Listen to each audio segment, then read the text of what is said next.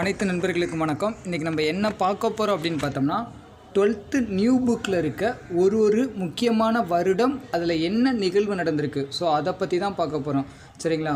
So இதில் first என்ன அப்படின்னு பார்த்தோம்னா இண்டிகோ கழகம். அதாவது வந்து பார்த்தோம்னா இண்டிகோ அப்படிங்கிறது என்னென்னு பார்த்தோம்னா அவுரி செடி அப்படின்னு சொல்லியிருப்பாங்க. சரிங்களா?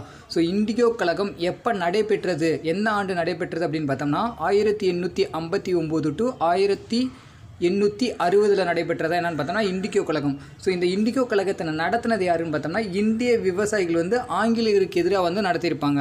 சரிங்களா? ஸோ அடுத்து ரெண்டாவது, பிரிட்டிஷ் இந்தியாவில் அடிமை முறை ஒழிக்கப்பட்ட ஆண்டு எது? ஸோ பிரிட்டிஷ் இந்தியாவில் அடிமை முறை ஒழிக்கப்பட்ட ஆண்டு எது அப்படின்னு பார்த்தோம்னா 1843. அடுத்து மூணாவது கொஸ்டின், இந்திய கவுன்சில் ஆங்கில கல்வி சட்டத்தை இயற்றிய ஆண்டு. ஸோ இந்திய கவுன்சில் ஆங்கில கல்வி சட்டத்தை இயற்றிய ஆண்டு எப்படின்னு பார்த்தோம்னா 1835. அடுத்து நாலாவது கொஸ்டின், மெக்கலே கல்விக்குழு அமைக்கப்பட்ட ஆண்டு. ஸோ மெக்கலே கல்விக்குழு அமைக்கப்பட்ட ஆண்டு. ஸோ இதுவும் பார்த்தோம்னா 1835. இந்த மெக்கலே கல்விக்குழு தான் என்னென்னு பார்த்தோம்னா இந்தியாவில் வந்து ஆங்கில கல்வியை வந்து வலியுறுத்தியிருப்பாங்க. ஸோ அடுத்து அஞ்சாவது கொஸ்டின், மெக்கலே கல்விக்குழுவிற்கு முன்பு பொதுக்கல்விக்கான பொதுக்குழு உருவாக்கப்பட்ட ஆண்டு எது?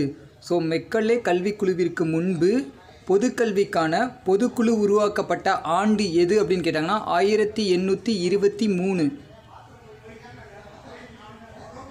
அடுத்த கொஸ்டின், ஆறாவது கொஸ்டின், பம்பாய் சென்னை கல்கத்தா பல்கலைக்கழகம் நிறுவப்பட்ட ஆண்டு எது? பம்பாய் சென்னை கல்கத்தா பல்கலைக்கழகம் நிறுவப்பட்ட ஆண்டு எது அப்படின்னு கேட்டாங்கன்னா 1857. அடுத்து ஏழாவது கொஸ்டின், இந்திய தேசிய இயக்கத்தின் பிறந்த நாள்.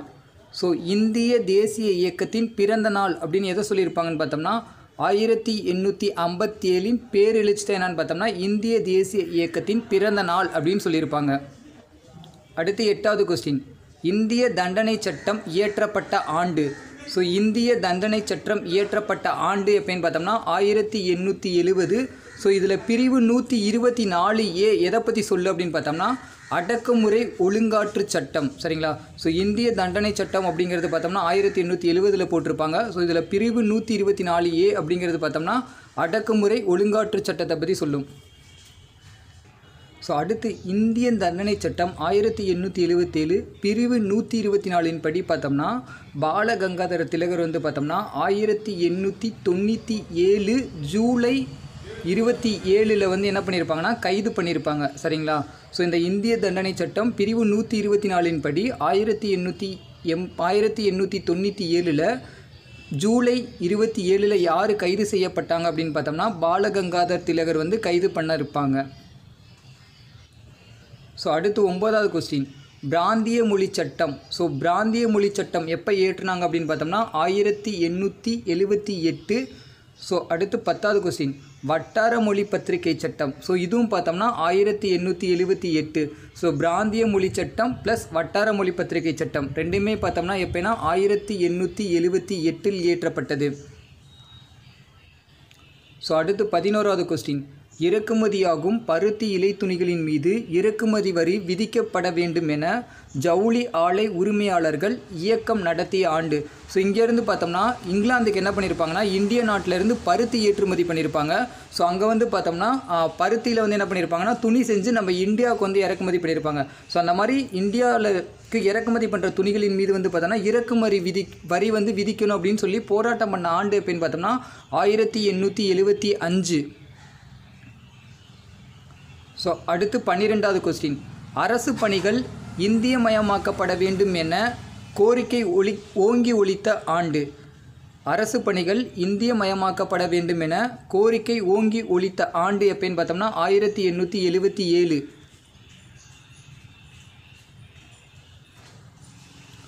ஸோ அடுத்து 13வது கொஸ்டின், சென்னை வாசிகள் சங்கம். ஸோ அதாவது MNA Madras native association. So இது எப்போ ஸ்டார்ட் பண்ணாங்க அப்படின்னு பார்த்தோம்னா 1852 பிப்ரவரி 26. ஸோ இதை தொடங்கினது யாருன்னு பார்த்தோம்னா லட்சுமி நரசூர் செட்டி அப்படிங்கிறவர் தான் தொடங்கியிருப்பார். ஸோ இது வந்து பார்த்தோம்னா TNPSC ரிலீஸ் பண்ண மாடல் கொஸ்டினில் வந்து இந்த கொஸ்டின் கேட்டிருந்தாங்க. ஸோ அடுத்து 14வது கொஸ்டின், சென்னை மகாஜன சங்கம் மெட்ராஸ் மகாஜன சபா. ஸோ இது எப்போ ஸ்டார்ட் பண்ணாங்க அப்படின்னு பார்த்தோம்னா மே மாதம் 1884. ஸோ இதோட முதல் கூட்டம் எப்போ நடந்திருக்கு அப்படின்னு பார்த்தோம்னா, அதாவது தொடக்க விழா எப்போ நடந்திருக்கு அப்படின்னு பார்த்தோம்னா மே 16, 1884. ஸோ அடுத்து 15வது கொஸ்டின். இந்திய தேசிய காங்கிரஸ், அதாவது இந்திய நேஷ்னல் காங்கிரஸ், ஸோ இது எப்போ ஸ்டார்ட் பண்ணியிருப்பாங்க அப்படின்னு பார்த்தோம்னா 1885 டிசம்பர் 28. ஸோ 1885 டிசம்பர் 28க்கு முன்னாடி பார்த்தோம்னா 1884 சென்னையில் வந்து பார்த்தோம்னா பிரம்மஞான சபை வந்து கூட்டம் நடைபெற்றிருக்கும். ஸோ இந்த கூட்டத்துக்கு தலைமை தாங்கினது யாருன்னு பார்த்தோன்னா ஏஓ ஹியூம் அப்படிங்கிறவர் தான் என்ன பார்த்தோம்னா தலைமை தாங்கியிருப்பார். ஸோ இந்த கூட்டத்தில் தான் என்ன பண்ணியிருப்பாங்க அப்படின்னு பார்த்தோம்னா இந்திய தேசிய காங்கிரஸ் வந்து தொடங்கணும் அப்படின்னு சொல்லி முடிவு எடுத்திருப்பாங்க. ஸோ 1884 சென்னை மாநாட்டில் முடிவு பண்ணி எப்போ ஸ்டார்ட் பண்ணுவாங்க அப்படின்னு பார்த்தோம்னா 1885 டிசம்பர் 28 வந்து இந்திய தேசிய காங்கிரஸ் வந்து ஸ்டார்ட் பண்ணியிருப்பாங்க. Thank you friends.